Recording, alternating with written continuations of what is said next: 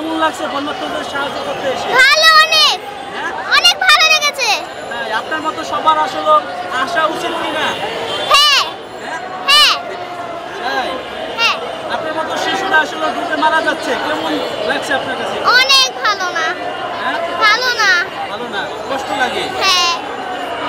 দোয়া করেন তাদের জন্য, তারা ভালো থাকুক, বেঁচে থাকুক। হ্যাঁ, ওখানে অনেক আমি সাহায্য করেছি, ভালো লেগেছে আমার। টাকা আমার ঈদের টাকা। জমানো টাকা দিয়ে গেছে? হ্যাঁ। কষ্ট লাগে না জমানো টাকা দিতে? না। তাহলে সাহায্য করতেছি, এটাই ভালো। সাহায্য করতেছে, এটাই ভালো লাগছে। হ্যাঁ। সামনে সবসময় সাহায্য করে যাবেন অসহায় মানুষদের। হ্যাঁ। ওই যে আমরা অনলাইনে দেখছি আমাদের বড়রা কত কিছু করছে, এটার কারণে আমরা এসেছি, এটাই। হ্যাঁ, দাঁড়ানো তো উচিতই, সবাই এত কষ্ট আছে, হঠাৎ করে এত ডিফিকাল্ট সিচুয়েশনে পড়ে গিয়ে ছাড় তো কিছু করানোর নেই আসলে। হ্যাঁ, আগে থেকে বেটার অবশ্যই, ইনশাআল্লাহ। স্বাধীনভাবে চলতে পারছেন? হ্যাঁ হ্যাঁ, যেমন আগে যেমন ভয় পেতাম, কিছু কথা বললে মা বাবারা বলতে বলো না এটা সেটা, ওইখান থেকে একটু কমেছে। হ্যাঁ, আর এখন আর মানে কিছু হলেই পুলিশরা কিছু বলবে না, কেউ এটা আর ভাবতে হয় না সবার। টিএসসিতে এসেছি কাপড় এবং কিছু টাকা দিতে। সত্যিকারের কয়েকটি ডক্টর ইউনূস সাহেব যে বাংলাদেশের হাত ভিড়িয়ে উনি নিয়েছেন, এর জন্য ওনার অনেক ধন্যবাদ। কারণ এই বাংলাদেশ, ভারত যেভাবে বাংলাদেশের পর অত্যাচার শুরু করেছে, বাংলাদেশ ডুবে গেলে ভারত আগে ডুবে যাবে। কারণ চীন আমাদের পাশে আছে।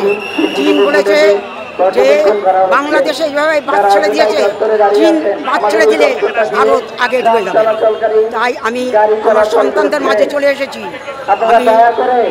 আমি ঢাকা, খিলগাঁও নিশ্চিন্তপুর হাউসে থাকি।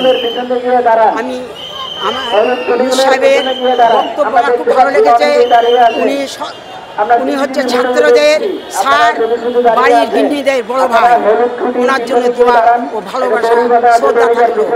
যশোরের অনিন্দুল ইসলাম অমিত, মরহুমা তরকুল ইসলামের সন্তান ও লিডার হিসেবে কাজ করছে। ওর কার্যকলাপ দেখে ও নিজেই লিডার তৈরি করে ফেলেছে জনগণ। ধন্যবাদ। আসসালামু আলাইকুম। বিসমিল্লাহির রহমানির রহিম। অনেক বেশি ভালো লাগছে আসলে। এই যে এত মানুষ এই বিপদের মধ্যে যে সবাই সবার জন্য ঝাঁপিয়ে পড়ছে, এটা কিন্তু অনেক বড় একটা পাওয়া। মানে এরকম দেশই আমরা চেয়েছিলাম। এই যে আমাদের বাংলাদেশের অবস্থা এখন, এই বন্যায় যে পানিতে মানুষ কষ্ট করতেছে, কিন্তু যত কষ্টই করুক না কেন, দেখেন আমরা কিন্তু এই একটা জিনিস প্রমাণ পেলাম যে আমাদের দেশের মানুষ, আমরা সবাই সবার জন্য ঝাঁপিয়ে পড়তে পারি, সবাই সবার জন্য যে করতে পারি, সেইটা কিন্তু একটা প্রমাণ হয়ে গেল। নিঃসন্দেহে এটি খুবই দৃষ্টিকটু এবং খুবই অমানবিক কাজ হয়েছে।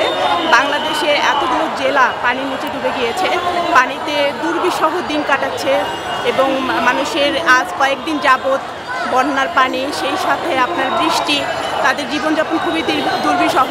ত্রাণ নিয়ে গেলেও মানুষ আর কি সেখানে পৌঁছাতে পারছে না, তাদের জীবনযাপন খুবই কষ্টকর।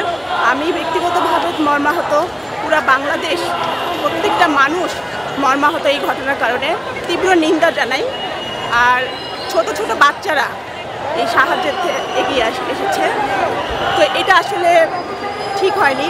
আর আমরা চাই যে বন্যা দুর্গত এলাকার দ্রুত উন্নতি হোক, লোকজনের তাড়াতাড়ি স্বস্তি ফিরে আসুক এবং পরবর্তীতে যেন সরকার তাদের বাসস্থানের এবং সকল সুযোগ সুবিধার দেওয়ার চেষ্টা করে, এই আশা করি।